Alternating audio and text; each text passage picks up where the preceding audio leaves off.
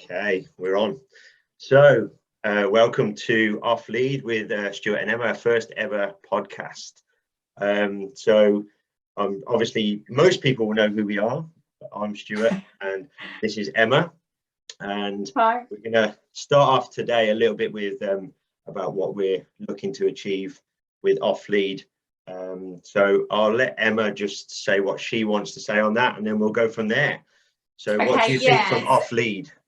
Yeah, so we started it during lockdown, didn't we? And what we were trying to hope to achieve then is to keep the agility community together, and we did it via a closed Facebook group, and it was really, really popular, wasn't it? And we did it as a live so that people could interact. So from that, obviously, it grew. And what we kind of want to come to is to have open, lively discussions.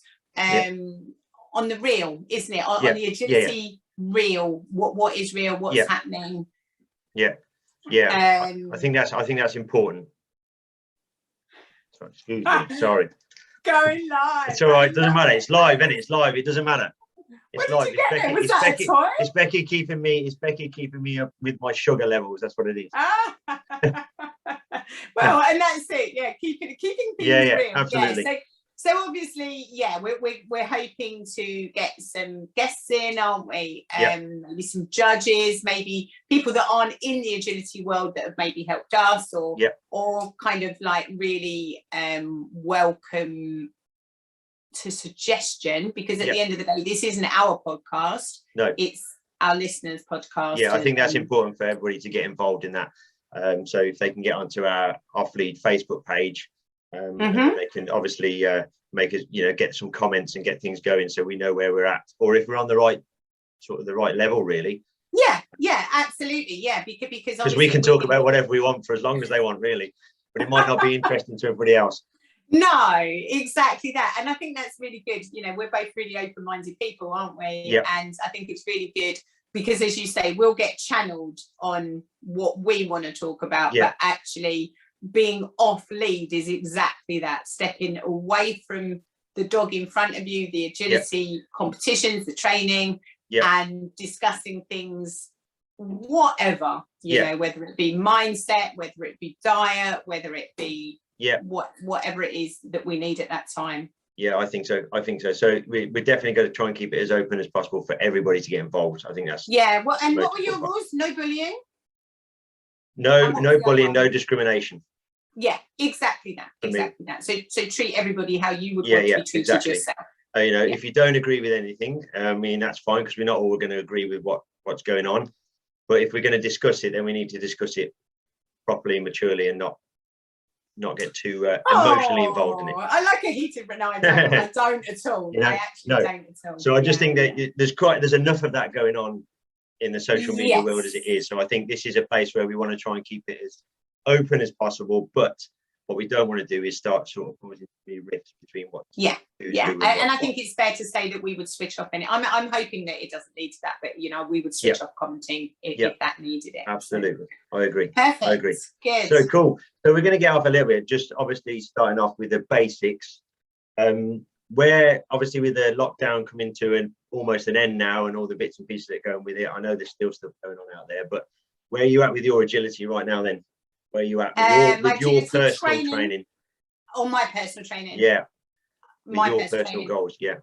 Okay, so I am feeling it like you, that we are actually going to come out of this now. I think we're going to have a year of kind of people not sure what to do, maybe low level anxieties, but I am absolutely quite excited and quite motivated.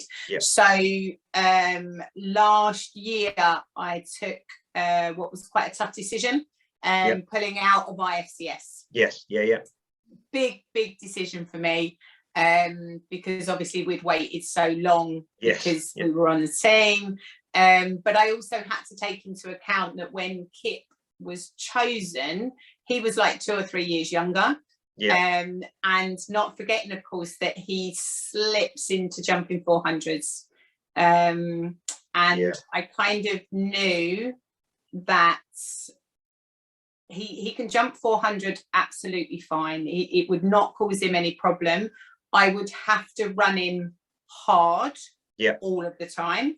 And the other thing is I don't think that he is a competitive 400 dog against the rest of Europe, you know, and that's a biggie thing for me, and that kind of takes us straight into controversy, because I don't want my dogs to look adequate or poor. You know, if I'm going to go over to I'm not even sure where it was, I wanted my dogs to look good. So, you know, it's so that was a decision that I took.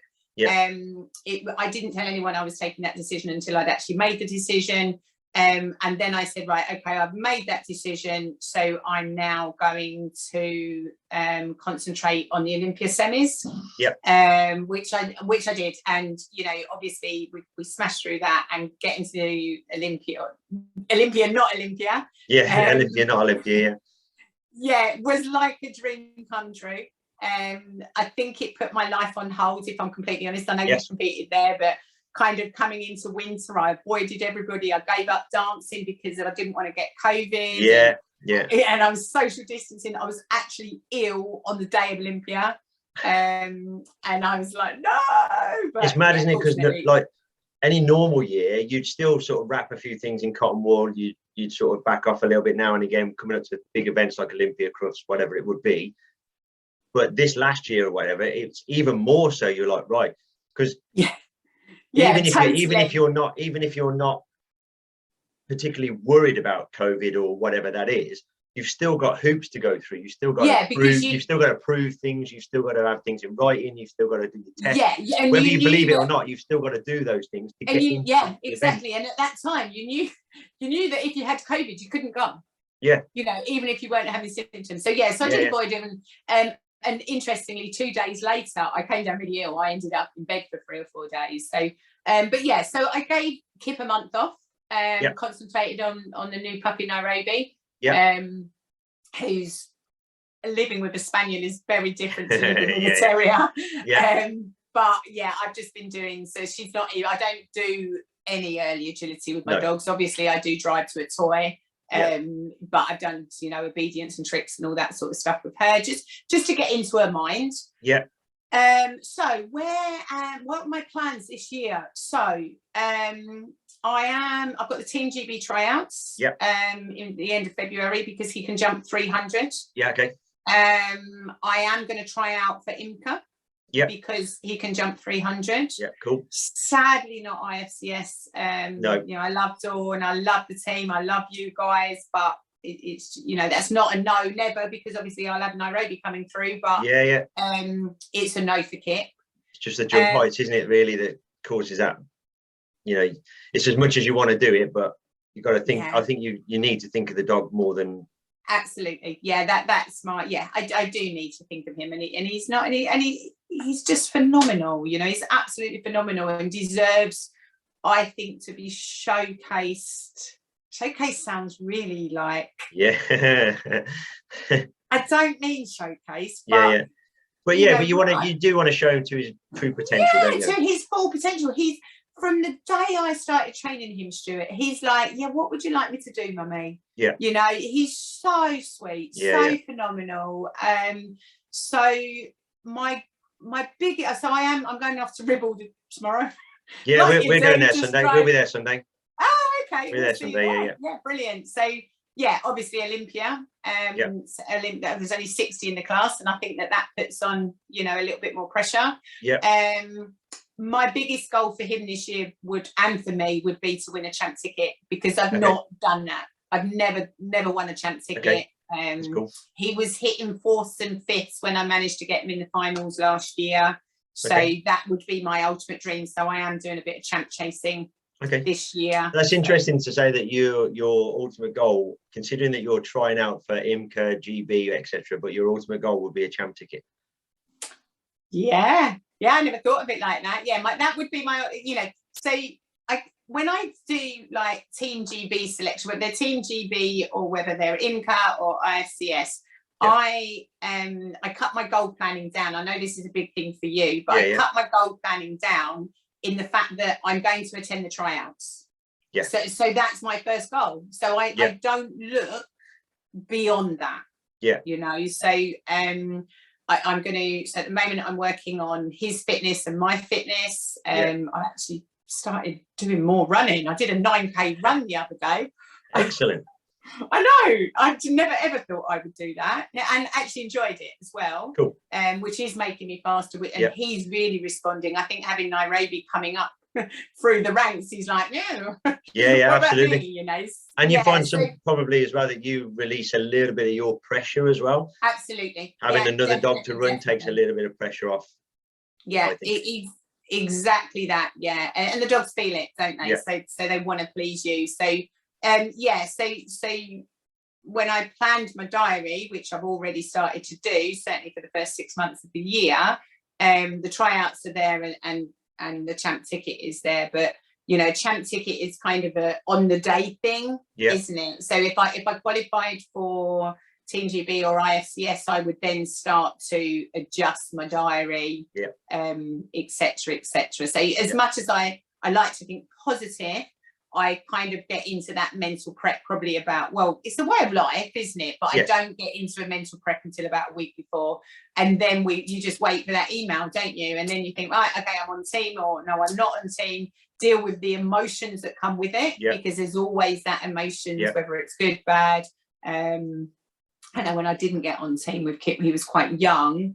I probably went for about a week of like beating myself up that I should have done this, I should have done that, I should have done that, but I've got better at that now. Well, I mean, getting on a team, I had the same discussion with somebody recently, sort of going a little bit off lead a little bit. This was about me. Yeah, we were talking about goal setting and things like that, and trying to set a goal to get on a team to qualify for Olympia or win Olympia, win Cross, whatever. I look at it from a point of view going that there's so many things that are out of your control that actually setting the goal to get onto Team GB or to get onto the IFBB, huge, isn't it? I don't think you can set that as a goal. So I looked at it as saying, right, so what you need to do is, like you said, break it down into smaller goals. And how many competitions do you have to actually enter to get there, or to be at least close to there? You know, how many events do you have to attend? You know, how many kilometers can you run? Do you have to run? You know, how much money do you have to save or whatever? So and also actual getting on the team or getting to Olympia is not really a goal. No, you're absolutely right there, because when I got to Olympia, so obviously there's 2 runs for small dogs, so you're guaranteed small runs. So when I don't think until a week before I went to Olympia we believed we were going, because as much as I got my fitness up and everything else, we were all kind of almost waiting for an imminent lockdown, weren't we? So it was like, when we realised that we were going, the night before, I haven't had nerves like that for a very long time. I was so scared, so nervous, couldn't really understand why I was so nervous. My biggest goal for Olympia was to enjoy it. I can't remember who said it to me, but it was just go out, and before you start running your dog, take a few instants to wow, it's a completely different event. It's phenomenal. And I wanted to beat the course because, again, I'm very realistic about my dogs, and I knew that Kit would be sitting between about, if everybody went clear, we would be sitting between 6th, 7th and 8th. You can't beat those dogs because you just can't. And interestingly, that was it. When we went clear in the evening, that was exactly where he said, you looked at it, obviously the top 4, because the whole small field went clear. And I just set the goal, I just wanted to enjoy it. Me and Stacey were a little bit in awe, and she was my groom, so it was really lovely to have mum-daughter time. But the goals were so tiny. And then in the evening, I was like, oh, Stacey, I don't feel nervous. This isn't good, And then as I walked through the tunnel, obviously the nerves kicked in, and I was like, this is brilliant. And he was first to run. And my goal was to take him clear, because that's all I could do. If you can beat the course. So as you say, going into Team G, so Team GB, let's talk about that. You know, so it's end of February, so I've just got to make sure that me and him stay fit, that his skills are up there with what I need to do. We do practice courses for fitness and everything else, but I do a lot of proofing of skills and that sort of thing. And then I think my goals will change during the weekends as well, because depending on how you do. So I think my first round is always so important, because that replicates how you would feel if you were there, you know. So it's always, I would like to get around this course. I don't know about you, but I never look who's there, who's competing, who you're competing against. I used to, but for me, I generally, I'll look at who the judge is. Do I know the judge? There's always that one or two judges that you just like, I need to beat your course. Absolutely. I mean, the only time I got stuck up a little bit on sort of watching who's there and looking about, you know, what was when we were doing the IFCS last year through the fab shows, that we were going to the fab shows doing the and then when you start, because I've never really done that selection process before like that, so when you start collecting points and then you start looking at who's above you, below you, you have to work out how many points they got, and then how many runs you have to go clear on, or how many places you have to go on. That's the first time I've ever really done that. That is different, isn't it? Because of that process. And it took me a while to go, it doesn't matter. No, because it's consistency, isn't it? And I think that's what it's about with Champ as well. It's consistency. It's rewarding consistency. Don't worry about who's in front of you. Just do what you need to do, and if it happens, it happens. If it doesn't, it doesn't. Exactly that. Yeah, because like you say, you can't control what's going to happen on the day. You know, the Kip is, you know, I always say, I don't always say it, but I'm like, he's not the fastest of small dogs. He's fast, he's good, he's tight, he's clean, but he's tiny. You know, if you look at him probably against small spaniels, say for instance, Kip's half the size, so his length of body. So that says I can wrap him around a wing and butter, and the spaniels or the other breeds are like trying to like make those turns, so I can sneak in there. So that's kind of my goal. Yes, I want a Champ ticket. That's my big goal. Yes, I would like to get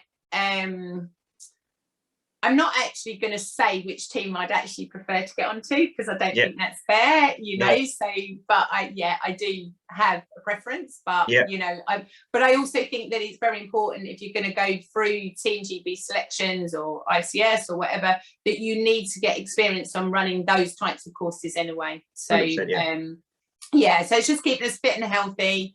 I'd love to say this time next year that we're at Crufts in Champ. That would be, because that's when he started that road really on the Novice Cup, you know. And so it'd be really nice for him and for me to get to Crufts, you know. And then you look at your goal setting then, don't you? You're then like, oh, okay, I've got my Champ ticket. Now what's my goal?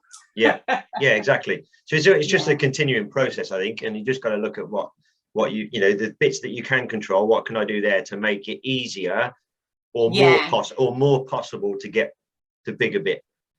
And this year what I tried to do, and I started this at the back end of last year because I felt really overwhelmed with work and coming out COVID and running a house and all the other issues, is I've tried to put in my diary when I'm training my dogs.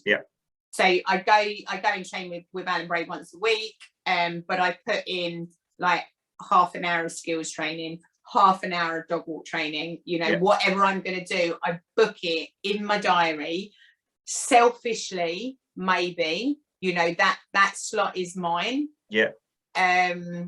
Because otherwise I find I don't train my dog. But the thing for me, it can't be selfish, because it's you training your dog, or is beneficial to your clients, it's beneficial to your family, it's beneficial to your dog, it's beneficial to you. So it's not selfish, because if we didn't train ourselves, then we wouldn't get the successes that we have, which means that people wouldn't then train with us, even though that's not a thing. But I think it is a thing. I do think it's a thing, and I think, which is a whole different subject, which we can probably cover at some other point. The other thing is a thing. I think we've got this thing now, Yeah. is that it keeps your motivation up. Someone said to me, I set a course last Tuesday, right? I don't think I've been this motivated to train agility. You know, I think we discussed it last year, wouldn't we? That I got quite flat. So I had a lot going on. I didn't feel that people were getting the best of me. Yeah.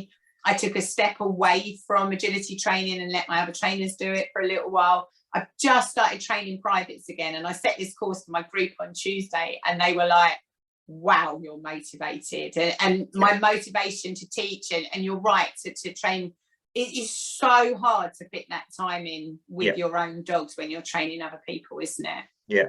I mean, I have that when I take obviously I take a couple of dogs with me at a time when I go teaching anyway. When I'm out all day, I always make sure I've got 1 or 2 dogs with me.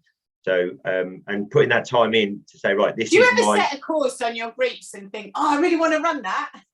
Well, I did that this week, actually. I set a course up that I wanted to run, and I ran it, and I managed to get most of the people around it this week that I was teaching. At some point, we managed to get halfway, or at least halfway around it. See, I'm a little bit of a pole thrower. When I set agility like training groups and everything, I'm like, okay, I could never be a judge, never. No. I'm like, where am I going to put that? Where am I going to put that? Well, I always say to them, I have an idea of what I want to train, what skill it be, what, you know, whatever. But the actual course plan doesn't get done until I get there. No, me neither.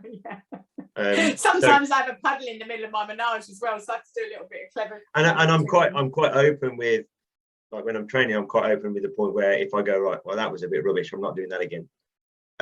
Or I'm sorry, it was, you know, I didn't set it properly, perhaps we'll need to adjust it. So I'm happy to adjust as we go along. And I'm happy that doesn't happen. I'm perfect. Yeah. You know what I mean? You set something up and the first couple of clients come around it and you think, well, this is a little bit harder than I thought, or a little bit more. Think it's too hard. I'm like, yeah. Or even completely offline or something. You think that's not even pretty anymore. No, yeah. I guess I change as I go along. So if I if I set it up on Monday, by Thursday, there's probably 3 or 4 things that are completely different to what it was on Monday. Yeah. So I'm really fortunate in that I have other trainers working for me. So kind of at the end of my Tuesday morning sessions, I work most of the day Tuesday. I'll leave it up for my Tuesday evening session, but then they take it away, and so I'm always setting courses. Yeah. See, I just go over on a Monday, set a course up, and it's there till Thursday, and then I don't have to worry about it.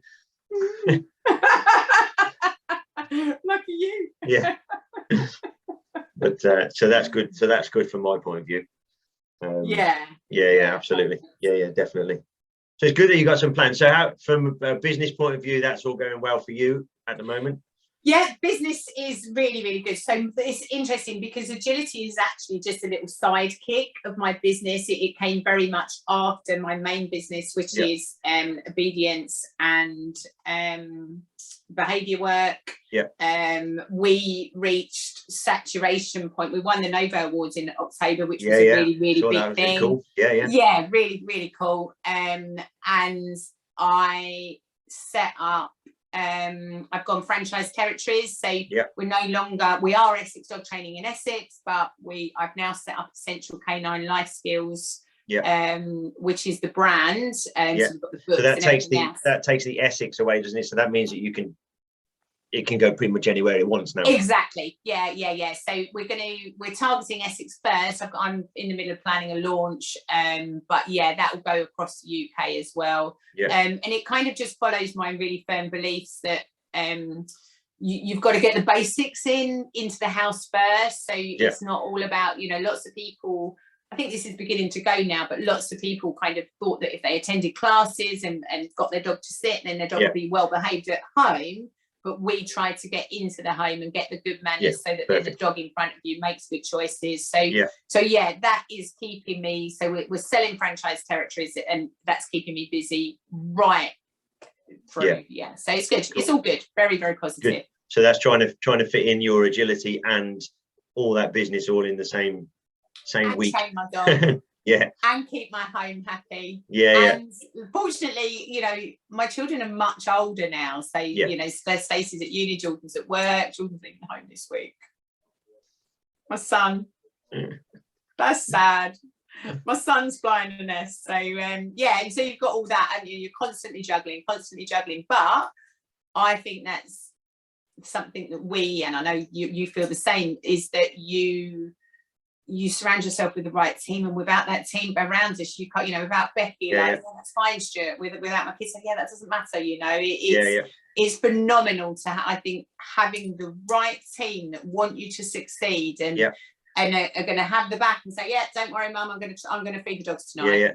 That's massive. And I think also having somebody that's capable or able to turn around and say, stop being a dickhead and get on with it. That's why I don't have a boyfriend. We were talking about this the other day, just to go off this piece, and I was like, what do you do with a boyfriend? What do you do with a man in your life? Do I need to click and train it? Yeah. Do I need to train it? Yeah. But it's just having that one somebody, and I think it's important. I have plenty of people. To have somebody that's, because I mean, I know we have to be. There's a lot of stuff going around now. Whether you have to be supportive. The mental well-being of people and all that sort of stuff. But sometimes there is a need, I think, for me anyway, I find that somebody has to be behind you, kicking you and going, stop being stupid. So I'm going to put this right here, right now. We need to do one of our subject matters. It has to be mental health, because it's a whole different subject. I don't want to get into it now, but mental health, yes, people have issues. We all have, I 100%. Have problems. I'll talk about it. It's fine. But it doesn't, you can't use it as an excuse. No. And sometimes, I know it was a massive thing for me, you have to look at your own behaviour and challenge what you're doing to, and I know that in itself is going to be a massively controversial statement and discussion. So let's not do it now. No. And I'm so supportive of people, with issues and will work with everybody as much as I can, because I've been there myself. But we'll just make a mental note. Yeah, we'll make that. We'll make sure we get that in. But I think it's worth it. But I do think sometimes it's just having that one person or a group of people that are happy to support you, but also to go, no, you're wrong, get on with it. Yeah, definitely. And my staff, I say my staff, they are my staff, are so good at it. Candice, particularly, she will just, if we were having a meeting, and she'll look at me, she'll go like, it's not going to work, Emma. No. And then I have, and you tend to go, oh, really? This is me, right? So so I have an A3 pad, and we everybody's lovely, everybody's rosy, everybody's this, everybody that, and then she comes along and she goes, no, they're not. This is going to happen. And so she grounds me, very much grounds me. And I think that's a really good thing to have. Yeah, definitely. I agree. That's cool. So everything's going well, and we're all, It's all going to be tickety boo. I'm going to be rich. I'm going to win champ ticket. We're not going to have a pandemic. No, we're going to get through this year. Yeah, Nairobi is, she's 7 months now, so. Yeah, 7 months, blimey. She frightens me because I have her in front of me, and because I've trained lots of spaniels, have lots of experience with spaniels in the home and behaviour issues and everything else. It's very easy to, I believe, cock up a spaniel. You're not just I don't mean from an agility point of view, I mean from a home point of view. And so I've done a little bit of gun dog work with her and little tricks work, and the reason I've done that before the agility is because I want to know. I wanted to do something different, but I want to know how her brain works. What is going to make you tick. And I put her in front of me, and I'm like, oh, Jesus, and you'll move something like, oh my God, you just learned that, and it's a whole new world. She is so clever, it's frightening. Yeah, it's good. I can't wait to unleash it. Now, so that's good. Yeah, and it's going to be, and it just brings more experience to your book, doesn't it? Yeah, exactly that, and more experience. Cool. Living with a spaniel. Yeah. I was sitting at my desk the other day, and my laptop, in fact, it was at the kitchen table, and she was just running around the floor and everything, and all of a sudden she just went plonk, and she landed on my head and then on my laptop, and she licked my nose and said, hi. It's like, did you not get the memo that I'm a dog trainer? It's like, hey, doesn't matter. Well, that's cool Nothing though, because matters then to me. anybody knows that you've got the same real life issues that everybody else has. I'm really honest about that. Really honest about that. You know, and my client, not my agility client base, but my behaviour client base, and you know, everyone, like, they expect your dogs to be really well behaved, and you know, there are skills that I will always have. I'll always have recall. Yep. I'll always just hang out next to me. You know, so if you're walking off lead, they can just come and hang round you so that they're not diving into other dogs. I always have a good leave it. And I do try, she's trying my patience a little bit, but I do try and just not have them hanging off the lead as well. So they're kind of, that's where essential canine life skills came into it. So yeah, all good, all good. And we probably need to wrap it up, really. Okay. Cool. So in sort of one sentence, tell me what your... in sentences. I talk in paragraphs. Okay, so give me one sentence about what you're planning or what you think you're going to bring to Off Lead. Okay, what I'd like to bring to Off Lead, to our podcasts, honesty. So I'd like to get that from whoever we get on board as well, just so that they're a safe place that we can be honest and probably delivering that with tact. Because there's a way of delivering honesty sometimes. But I think that's a really good, and a bit of humour. I love a bit of humour. Cool. Excellent. Cool. So are we we're happy with that, I think, for our first one? I think we're happy. It's been with really that. cool. Yeah, it's been really cool to catch up. You may need to press stop or something like that. Yeah. So right. But yes.